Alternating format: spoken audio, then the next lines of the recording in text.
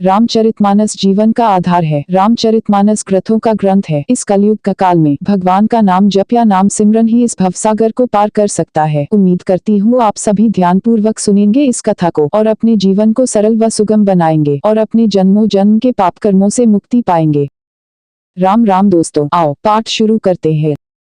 जनक कीन कौशिक ही प्रणामा, प्रभु प्रसाद धनु भंजेउ रामा, मोहि कृतकृत्य कीन दुहु भाई। अब जो उचित सो कहिए गोसाई। जनक जी ने विश्वामित्र जी को प्रणाम किया और कहा, प्रभु ही की कृपा से श्री रामचंद्र जी ने धनुष तोड़ा है। दोनों भाइयों ने मुझे कृतार्थ कर दिया। हे स्वामी, अब जो उचित हो सो कहिए। कह मुनि सुनु नेरनाथ प्रबीना, रहा बिबाहु चाप आधीना, टूटत ही धनु भयउ बिबाहु, सुर नर नाग विदित सब काहू। मुनि ने कहा, हे चतुर नरेश सुनो, यूं तो विवाह धनुष के अधीन था, धनुष के टूटते ही विवाह हो गया। देवता मनुष्य और नाग सब किसी को यह मालूम है। तदपि जाई तुम करहु अब जथा बंस व्यवहारु, बूझी विप्र कुल वृद्ध गुरवेद विदित आचारु। तथापि तुम जाकर अपने कुल का जैसा व्यवहार हो, ब्राह्मणों कुल के बूढ़ों और गुरुओं से पूछकर और वेदों में वर्णित जैसा आचार हो वैसा करो। दूतविदपुर पठवहु जाई, आनहिन नृपदश्रुत ही बोलाई, मुदित राव कही भलेहिन कृपाला, पठे दूत बोली ते ही काला। जाकर अयोध्या को दूत भेजो, जो राजा दशरथ को बुला लावे। राजा ने प्रसन्न होकर कहा, हे कृपालु बहुत अच्छा। और उसी समय दूतों को बुलाकर भेज दिया। बहुरी महाजन सकल बोलाए, आय सबन ही सादर सिर नाए, हाट बाट मंदिर सुरबासा, निगरु सवारहु चारिहु पासा। फिर सब महाजनों को बुलाया और सबने आकर राजा को आदर पूर्वक सिर नवाया। राजा ने कहा, बाजार रास्ते घर देवालय और सारे निगर को चारों ओर से सजाओ। हर्षी चले निज निज गृह आए, पुनि परिचारक बोली पठाए, रचहु विचित्र बितान बनाई, सिर धरी बचन चले सचुपाई। महाजन प्रसन्न होकर चले और अपने अपने घर आए। फिर राजा ने नौकरों को बुला भेजा और उन्हें आज्ञा दी कि विचित्र मंडप सजाकर तैयार करो। यह सुनकर वे सब राजा के वचन सिर पर धरकर और सुख पाकर चले। पठे बोली गुनी तिह नाना, जे बितान विधि कुशल सुजाना, विधि ही बंदी तिह कीन्ह रंभा, बिरचे कनक कदली के खंभा। उन्होंने अनेक कारीगरों को बुला भेजा जो मंडप बनाने में कुशल और चतुर थे। उन्होंने ब्रह्मा की वंदना करके कार्य आरंभ किया और पहले सोने के केले के खंभे बनाए।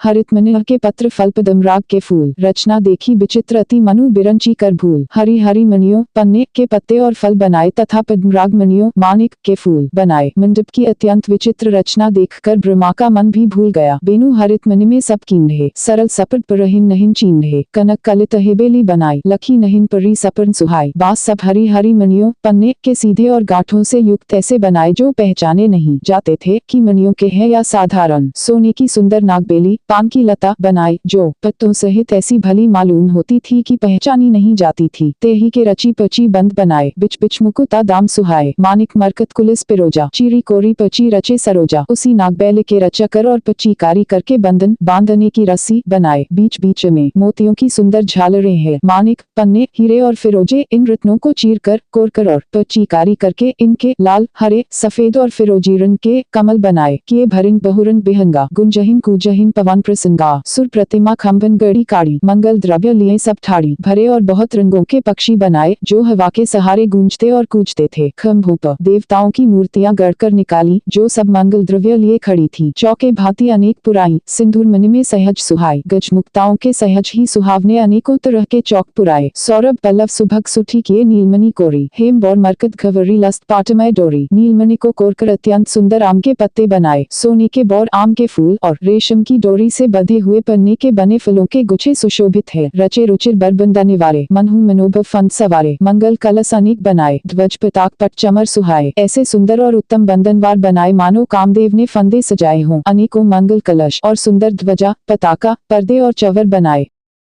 दीप मनोहर मणि में नाना, जय न बरनी विचित्र बिताना, जेहिन मंडप दुलहिनी बैदेही, सो बरनय असी मति कभी केही। जिसमें मणियों के अनेकों सुंदर दीपक है उस विचित्र मंडप का तो वर्णन ही नहीं किया जा सकता। जिस मंडप में श्री जानकी जी दुल्हन होंगी, किस कवि की ऐसी बुद्धि है जो उसका वर्णन कर सके। दुलहु रामु रूप गुण सागर, सो बितानु तेहु लोक उजागर। जनक भवन के शोभा जैसी, ग्रह ग्रह प्रतिपुर देखिए तैसी। जिस मंडप में रूप और गुणों के समुद्र श्री रामचंद्र जी दूल्हे होंगे, वह मंडप तीनों लोकों में प्रसिद्ध होना ही चाहिए। जनक जी के महल की जैसी शोभा है वैसी ही शोभा नगर के प्रत्येक घर की दिखाई देती है। जे हिन ते रहोती ते ही समय निहारी, ते ही लघु लगहिन भुवन 10 चारी। जो संपदा नीच ग्रह सोहा, सो बिलोकी सुरनायक मोहा। उस समय जिसने तिरहुत को देखा उसे 14 भुवन तुच्छ जान पड़े। जनकपुर में नीच के घर भी उस समय जो संपदा सुशोभित थी उसे देखकर इंद्र भी मोहित हो जाता था। बसी नगर जेहिन लच्छी करी कपट नारी बर बेशु, ते ही पुर के शोभा कहत सकुचहिन सार्ध सेशु। जिस नगर में साक्षात लक्ष्मी जी कब से स्त्री का सुंदर वेश बनाकर बसती है उस पुर की शोभा का वर्णन करने में सरस्वती और शेष भी सकुचाते हैं। पहुँचे दूत रामपुर पावन, हर्षे नगर बिलोकी सुहावन। भूप द्वार तिह खबरी जनाई, दशरथ नृप सुनी लिए बोलाई। जनक जी के दूत श्री रामचंद्र जी की पवित्र पुरी अयोध्या में पहुँचे। सुंदर नगर देखकर वे हर्षित हुए। राजद्वार पर जाकर उन्होंने खबर भेजी। राजा दशरथ जी ने सुनकर उन्हें बुला लिया। करी प्रणामु तिह पाती दीन नहीं, मुदित मही पापू उठी लीन नहीं। बारी बिलोचन बाँचत पाती, पुलक गाता भरी छाती। दूतों ने प्रणाम करके चिट्ठी दी। प्रसन्न होकर राजा ने स्वयं उठकर उसे लिया। चिट्ठी बाँचते समय उनके नेत्रों में जल, प्रेम और आनंद के आंसू छा गया। शरीर पुलकित हो गया और छाती भर आई। रामू लिखनु उड़कर बरचीठी, रही गए कहत न खाटी मीठी। पुनि धरी धीर पत्रिका बांची, हर्षी सभा बात सुनी सांची। हृदय में राम और लक्ष्मण है, हाथ में सुंदर चिट्ठी है। राजा उसे हाथ में लिए ही रह गए, खट्टी मीठी कुछ भी कह न सके। फिर धीरज धरकर उन्होंने पत्रिका पढ़ी। सारी सभा सच्ची बात सुनकर हर्षित हो गई। खेलत रहे तहाँ सुधी पाई, आए भरतु सहित हित भाई। पूछत अति स्नेह सकुचाई, तात कहाँ ते पाती आई। भरत जी अपने मित्रों और भाई शत्रुघ्न के साथ जहाँ खेलते थे वहीं समाचार पाकर वे आ गए। बहुत प्रेम से सकुचाते हुए पूछते हैं, पिताजी चिट्ठी कहाँ से आई है। कुशल प्राण प्रिय बंधु दो वहिन कहु के हिंदेश, सुनी स्नेह साने बचन बाची बहुरी नरेश। हमारे प्राणों से प्यारे दोनों भाई, कहिए सकुशल तो है और वे किस देश में है, स्नेह से सने। ये वचन सुनकर राजा ने फिर से चिट्ठी पढ़ी। सुनी पाती पुल के दो भ्राता, अधिक स्नेहु समात न गाता। प्रीति पुनीत भरत कै देखी, सकल सभा सुख लहेउ विशेषी। चिट्ठी सुनकर दोनों भाई पुलकित हो गए। स्नेह इतना अधिक हो गया कि वह शरीर में समाता नहीं। भरत जी का पवित्र प्रेम देखकर सारी सभा ने विशेष सुख पाया। तब नृपदूत निकट बैठारे, मधुर मनोहर बचन उचारे। भैया कहु कुशल दो बारे, तुम्हनी के निज नयन निहारे। तब राजा दूतों को पास बैठाकर मन को हरने वाले मीठे वचन बोले, भैया कहो दोनों बच्चे कुशल से तो है, तुमने अपनी आँखों से उन्हें अच्छी तरह देखा है न। श्यामल गौर धरे धनु भाथा, भय किशोर कौशिक मुनि साथा। पहचान हूँ तुम कहु सुभा, प्रेम बिबस पुनी पुनी कह रहा। सावले और गोरे शरीर वाले वे धनुष और तरकस धारण किए रहते हैं। किशोर अवस्था है, विश्वामित्र मुनि के साथ है। तुम उनको पहचानते हो तो उनका स्वभाव बताओ। राजा प्रेम के विशेष वश होने से बार बार इस प्रकार कह पूछ रहे हैं। जा दिन ते मुनि गए लवाई, तब ते आजू सांची सुधी पाई। कहु विदेह कवन विधि जाने, सुनी प्रिय बचन दूत मुसुकाने। भैया जिस दिन से मुनि उन्हें लिवा ले गए तब से आज ही हमने सच्ची खबर पाई है। कहो तो महाराज जनक ने उन्हें कैसे पहचाना। ये प्रिय प्रेम भरे वचन सुनकर दूत मुस्कुराए। सुनहु महीपति मुकुट मणि तुम समधन्य न को, रामू लिखनु जिह के तनय विश्व विभूषण दो। दूतों ने कहा, हे राजाओं के मुकुट मणि, सुनिए आपके समान धन्य और कोई नहीं है। जिनके राम लक्ष्मण जैसे पुत्र है, जो दोनों विश्व के विभूषण है। पूछन जोगु न तनय तुम्हारे, पुरुष सिंह तेहु पुर उजियारे। जिह के जस प्रताप के आगे, ससी मलिन रवि शीतल लागे। आपके पुत्र पूछने योग्य नहीं है। वे पुरुष सिंह तीनों लोकों के प्रकाश स्वरूप है। जिनके यश आगे चंद्रमा मलिन और प्रताप के आगे सूर्य शीतल लगता है। तिह कह कहिए नाथ किमी चीन रहे, देखिए रवि की दीप कर लीन रहे। सिय स्वयंवर भूपने का, समिटे सुभटेक ते एका। हे नाथ, उनके लिए आप कहते हैं कि उन्हें कैसे पहचाना। क्या सूर्य को हाथ में दीपक लेकर देखा जाता है। सीता जी के स्वयंवर में अनेकों राजा और एक से एक बढ़कर योद्धा एकत्र हुए थे। शंभु सरसनु काहू नटारा, हारे सकल बीर बरियारा। तीनी लोक महजे भटमानी, सब कह सकती शंभु धनु भानी। परंतु शिव जी के धनुष को कोई भी नहीं हटा सका। सारे बलवान वीर हार गए। तीनों लोकों में जो वीरता के अभिमानी थे, शिव जी के धनुष ने सबकी शक्ति तोड़ दी। सखी उठाई सरासुर मेरु, सोउ हिया हारी गऊ करी फेरु। जेहिन कौतुक शिव सैलु उठावा, सोउ ते ही सभा प्रभु पावा। बाणासुर जो सुमेरु को भी उठा सकता था, वह भी हृदय में हार कर परिक्रमा करके चला गया। और जिसने खेल से ही कैलाश को उठा लिया था, वह रावण भी उस सभा में पराजय को प्राप्त हुआ। तहाँ राम रघुवंशमनि सुनिय महामहिपाल, भंजेउ चाप प्रयास बिनु जेमी गज पंकज नाल। हे महाराज सुनिए, वहाँ जहाँ ऐसे ऐसे योद्धा हार मान गए, रघुवंशमणि श्री रामचंद्र जी ने बिना ही प्रयास शिव जी के धनुष को वैसे ही तोड़ डाला जैसे हाथी कमल की डंडी को तोड़ डालता है।